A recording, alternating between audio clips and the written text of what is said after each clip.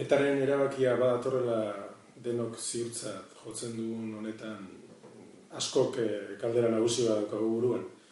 Ze neurriteraino da prozesu guztia alde bakarrekoa edo ze neurriteraino alde gehiagoren konpromisoetan edo borondatetan oinarritua.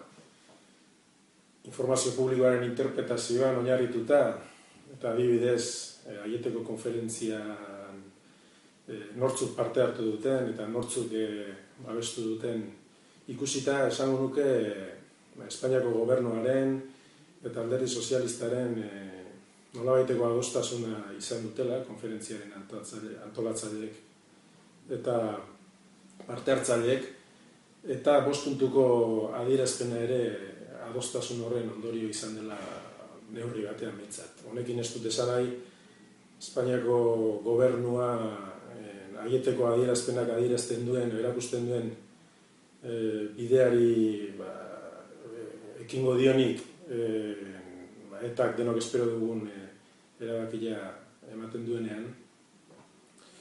Baina nitzateke harrituko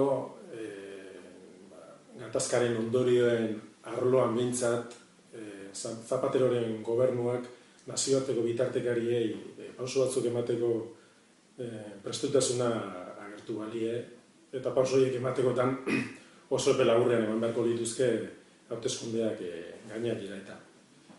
Auzi politikoari dagokionez ez du ematen alderdien arteko elkarrizketei begira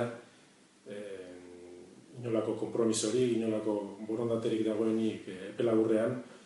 Hor esango nuke epe luzerako jokoa dela hauteskunde moldatzen joango den interkorrelazio berriaren araberako jokoa hain zuzen ere. Esanguratzu ere ditzezen Mariano Rajoyren jarrera ere, jokabide zuhurra hartu du PPko buruzagi nagusiak, jokabide saboteatzaileak beste alderdikide batzui utziz, diskurtso aldaketarako prestatzen ari den seinale izan daiteke isuritasuna.